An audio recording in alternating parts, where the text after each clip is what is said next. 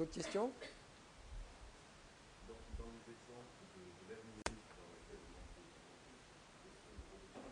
entre Ah bah oui, on répond au dynamisme, absolument. ça parle Alors, plus de je n'ai pas développé, hein, mais il y a tout, y a tout la génétique, tout ce qui va être le lien entre la robotique et le vivant. Tous les clones, les clonages, et puis les Japonais ont inventé très récemment un robot qui fait des câlins.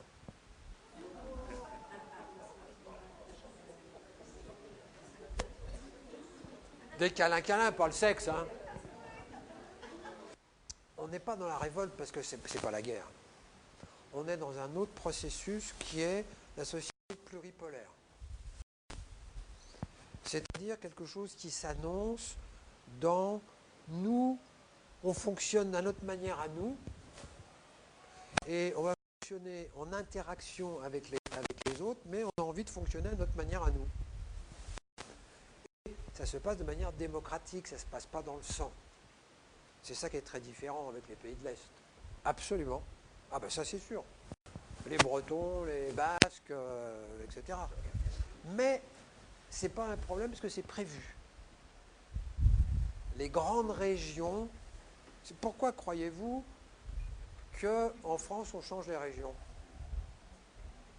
À cause du soi-disant le millefeuille, ça n'a rien changé au millefeuille. C'est pour avoir des régions identiques en taille aux régions européennes. Parce que on va arriver à un fonctionnement régional, des régions qui vont rentrer en relation avec d'autres régions, avec des partenariats privilégiés. C'est déjà en cours. C'est-à-dire que les subsides européens, à l'heure actuelle, ne sont donnés aux régions que si elles collaborent avec d'autres régions, pas forcément du même pays, pour des projets communs. On arrive à cette régionalisation, c'est-à-dire à un morcellement qu'on va retrouver au niveau individuel, qu'on va retrouver au niveau national. C'est-à-dire que la notion de nation est en train de disparaître au profit des régions. On en revient à ce regroupement, à cette solidarité qui fait qu'on a quelque chose en commun, qui fait qu'on a envie de vivre ensemble. Avec la possibilité, si on n'est pas d'accord, de déménager, voilà, c'est pas coercitif. Donc ça, je pense que ça appartient plus à cette dynamique-là, qui est ce mouvement actuel de segmentation qu'on trouve dans notre vie perso, qu'on va trouver dans la vie politique, c'est-à-dire avec des modes de fonctionnement qui ne sont plus téléguidés du haut de la nation, mais c'est ce qui a été petit à petit mis en place avec les régions en France, hein, avec les effets pervers, etc. Mais voilà, on est dans ce processus d'une société pluripolaire, où la nation n'aura plus de sens, et où ce qui va avoir du sens, c'est les interrelations, les partenariats privilégiés, parce qu'on a du feeling en commun, parce qu'on a des intérêts en commun, voilà. Ça appartient plus à cette dynamique. Pour répondre à votre question sur le climat, c'est complètement pipeau, parce que les entreprises n'ont aucun intérêt à dépenser de l'argent pour polluer moins. Quand on regarde le gaz de schiste et quand on regarde la catastrophe écologique que ça génère au Canada, bon d'accord, ils n'ont plus de problème de pétrole. Ça c'est sûr. Mais ils ont des régions entières totalement dévastées pour des millénaires. C'est pas pour 50 ans.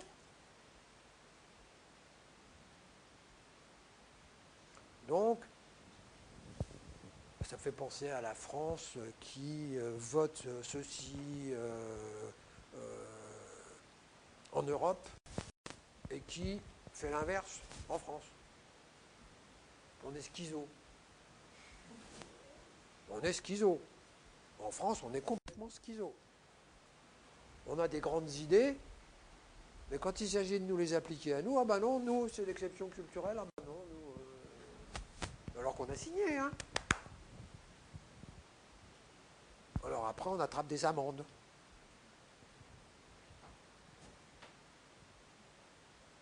Donc, il ne faut pas attendre des merveilles de cette conférence sur le climat, c'est de toutes petites avancées. Alors on prévoit pour 2020 qu'on va réduire les effets en 2020.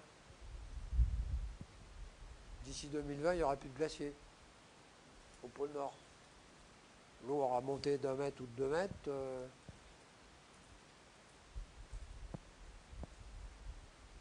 On n'est pas prêt. Parce qu'il faudrait changer. Il nous faudrait, nous, changer. On n'est pas prêt d'abandonner moi-je. C'est pas vrai ce que je dis. On n'est pas vrai de lâcher un peu moi-je. Pour mettre du nous. Pour mettre un peu de nous. Un peu de solidarité. C'est en train de se mettre en place localement. Mais il y a du taf. Hein. Au niveau collectif, on ne peut pas, puisque c'est le système. On ne peut qu'au niveau individuel. Et, comme je disais tout à l'heure, les petits ruisseaux font les grandes rivières. Un jour, ça va converger. Il faut qu'il y ait une masse critique. La masse critique, c'est 1% de la population. 1%. On n'y est pas, hein. Le boulot, c'est de faire le chemin pour construire une éthique. C'est-à-dire arrêter d'obéir à papa, c'est-à-dire à une loi qui est extérieure, pour intégrer la loi. C'est ça l'éthique. L'éthique, c'est je décide de rouler à 130 et non pas à 140.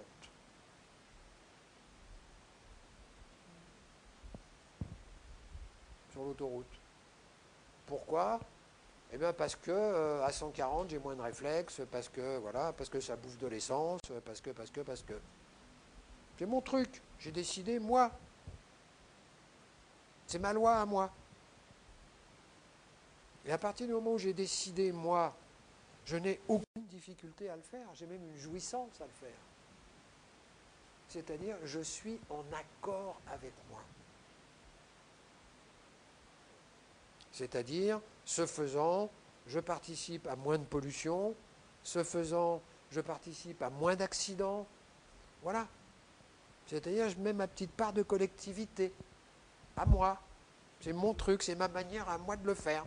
J'ai intégré la loi. Et je l'applique à ma manière. Voilà. Ma manière, c'est de respecter la limite de vitesse. Une autre, ça sera autre chose, chacun son truc. C'est-à-dire d'avoir une direction qui me permet de me sentir humain, de participer à la collectivité à ma manière à moi, avec des petits trucs, pas des trucs gigantesques, extraordinaires. Voilà, ça ne va pas pisser loin, je veux dire, je suis à 130, c'est quand même pas un acte d'héroïsme.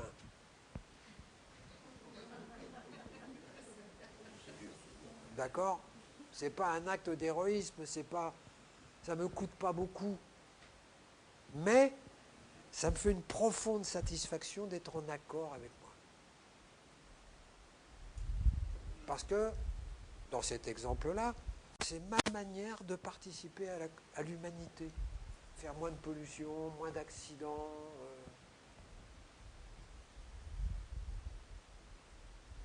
C'est un petit exemple, hein. Mais l'éthique, c'est ça. Et là où on peut apporter notre pierre, c'est justement de construire l'humain à l'intérieur de nous. Si je construis l'humain à l'intérieur de nous, je ne peux plus faire de mal à l'autre. Parce que l'autre, il est humain. Si je lui fais du mal, je me fais du mal. Un, un.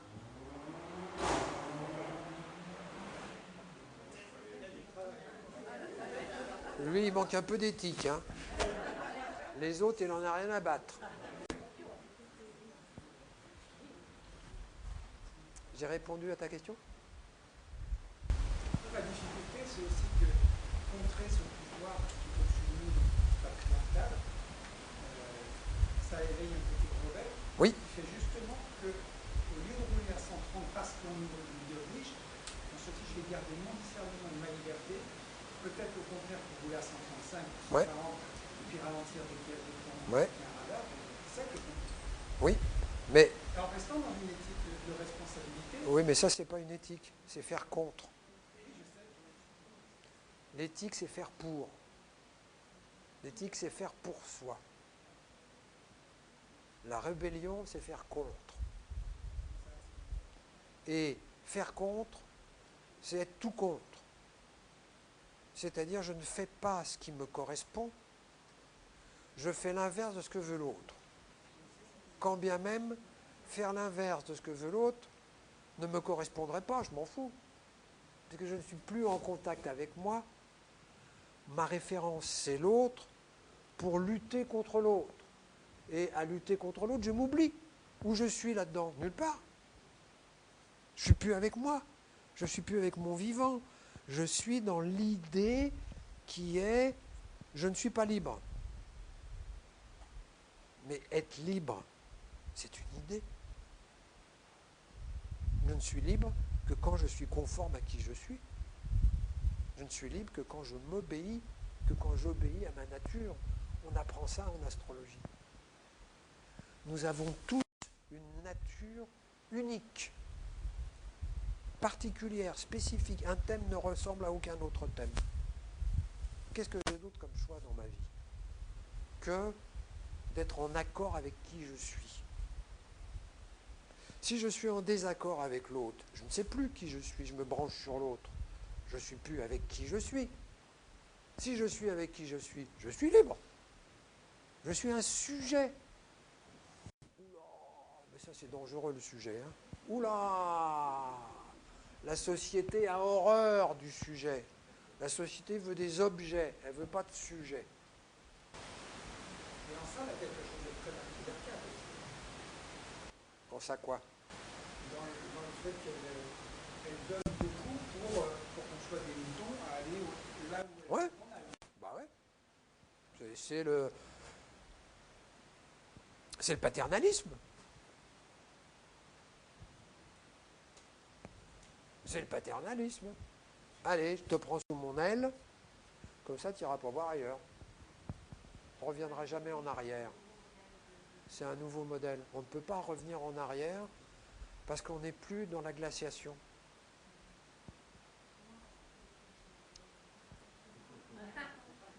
C'est exactement la question qui se trouve posée. Nous n'avons pas de modèle.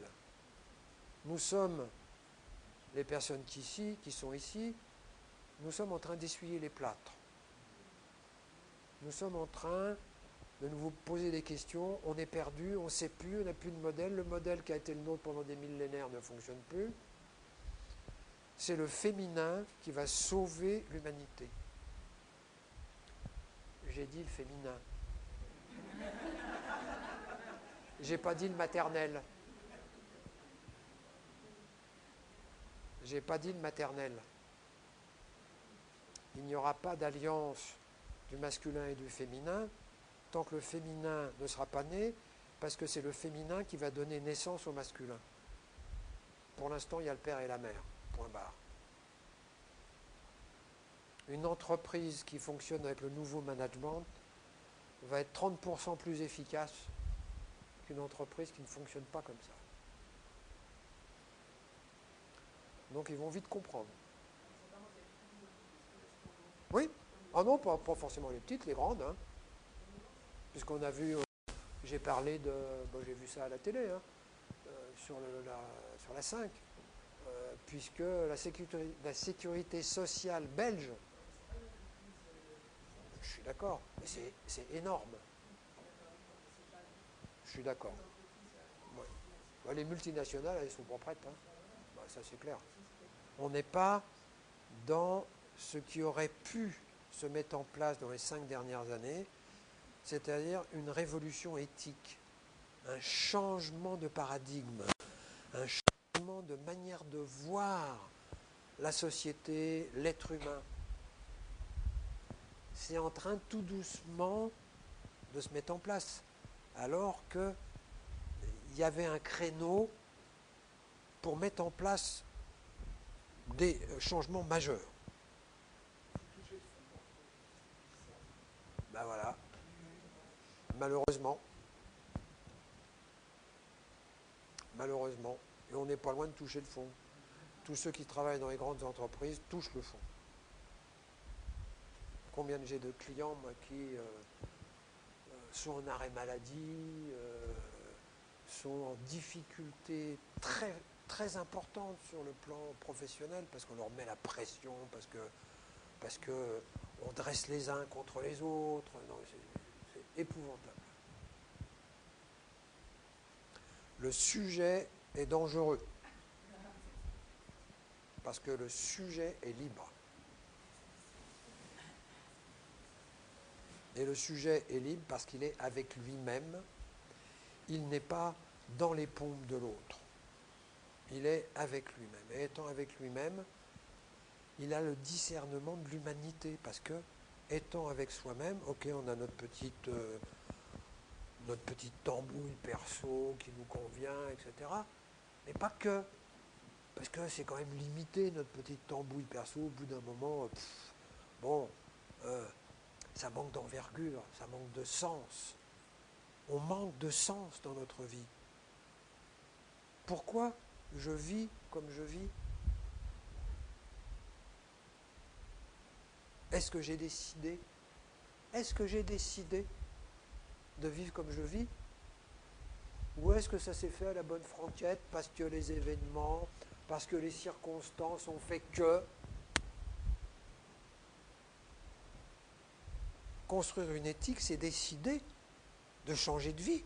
Si notre vie ne nous convient pas, quel qu'en soit le prix, quel que soit le prix de ce changement de vie. Parce que c'est là où je serai vivant. Si je suis vivant, la vie ne me laissera pas tomber.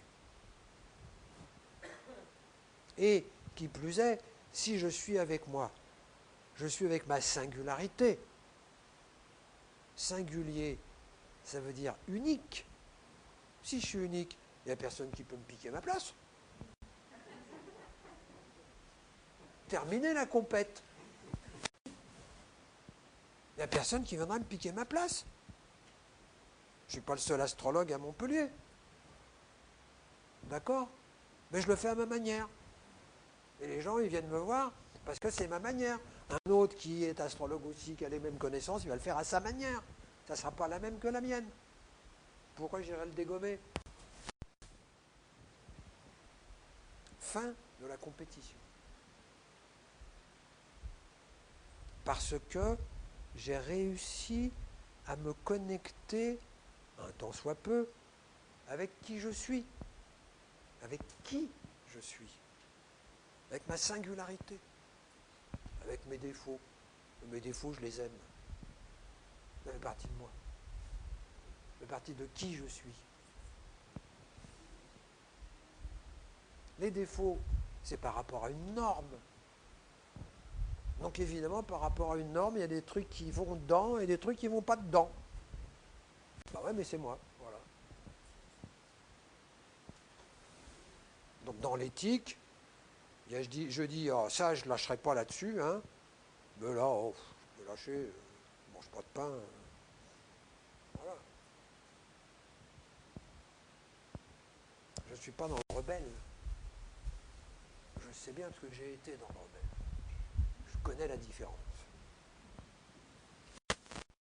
Si tu es avec ton éthique, l'autre il n'a pas prise sur toi. Tu es indestructible. C'est toi, tu penses ça, tu vis ça, tu es là, dans tes pompes, face à l'autre.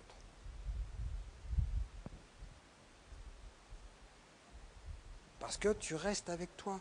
Tu n'es plus dans une image, dans un système relationnel, tu es avec ce qui représente tes valeurs à toi. Si dans ton boulot, eh bien, tu es amené à faire des choses qui ne correspondent pas à tes valeurs, il y a des choses qui vont coincer. Donc, tu vas pouvoir dire, ah ben là, ça ne correspond pas à mes valeurs. Et si tu le fais de cette manière-là, tu ne vas pas te faire jeter. Si tu es dans la rébellion, alors là, pim, pam, poum, circuler, il n'y a rien à voir. Si tu dis je, si tu es avec ton sujet, l'autre, il n'a pas prise. À la limite, tu vas lui faire peur, parce qu'il n'a pas prise, justement. Tu es libre.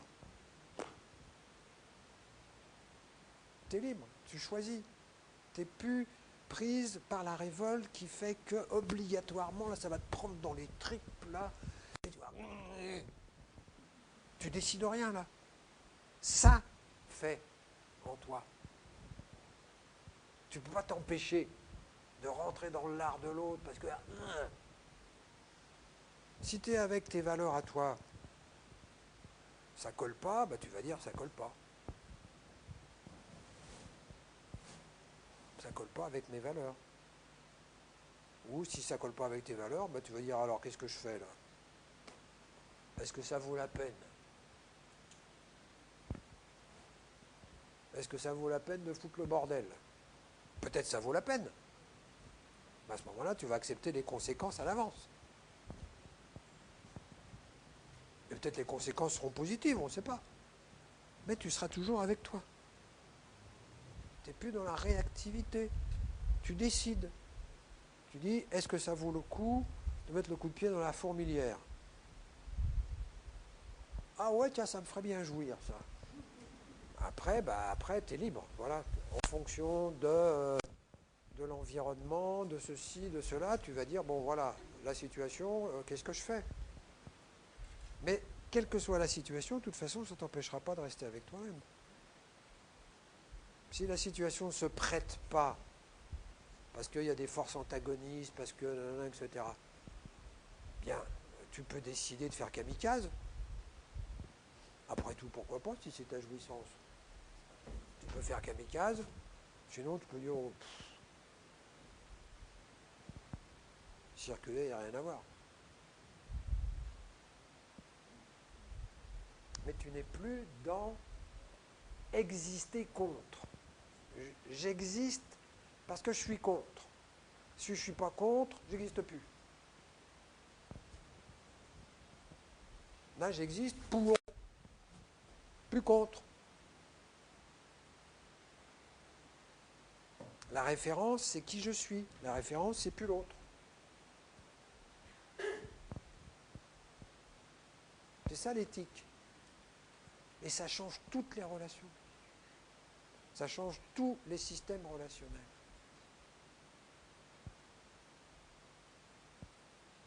Parce que tu deviens libre. Pas de la liberté mythique, imaginaire, où tu peux tout te permettre. C'est pas vrai, tu ne peux pas tout te permettre parce que tu as une éthique. Donc tu ne peux pas tout te permettre. Mais tu n'es plus dans un moule qui ne t'appartient pas. Mais qui t'étouffe et qui t'empêche d'être toi-même. Au contraire, ça te soutient. C'est une colonne vertébrale qui te soutient en lieu et place d'une carapace qui te protège. Tu es en accord avec ça. Pour toi, tu peux plus. Si tu peux plus, tu peux plus. Voilà, circuler, il n'y a rien à voir. Mais tu es en accord avec ça. Tu es bien avec ça. Et si tu es bien avec ça, ça se passe bien pour toi. Mais auto-entrepreneur, c'est auto. C'est retrouver son auto. Et après, c'est une étape. Et après, il est question de collaborer. Je connais bien le... Moi, je suis profession libérale depuis 40 ans. Je connais bien le principe. Mais le problème de la profession libérale, c'est qu'on est des loups.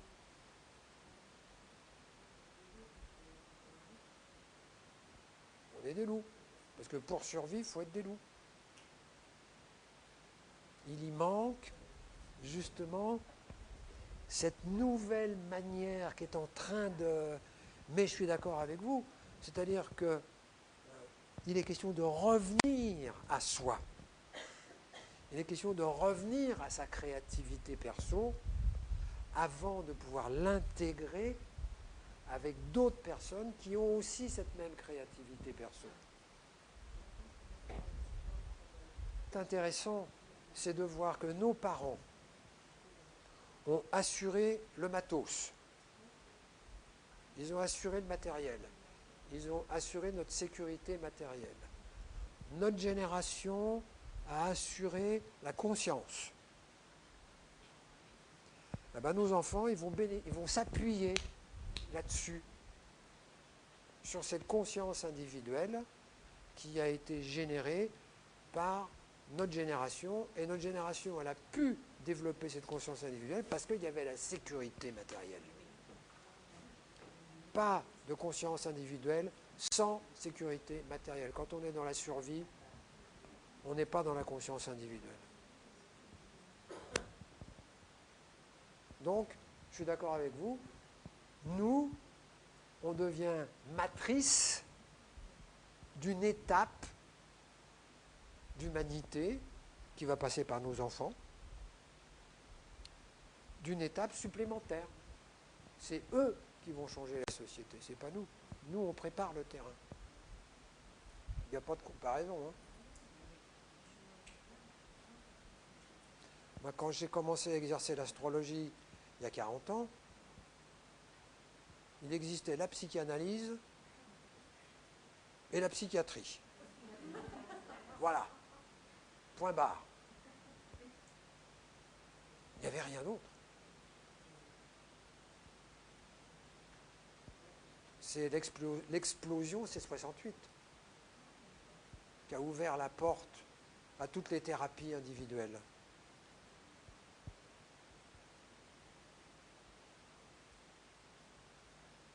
Auparavant, il n'y avait rien. Hein.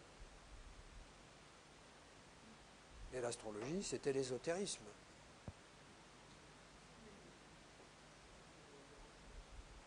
Les horoscopes.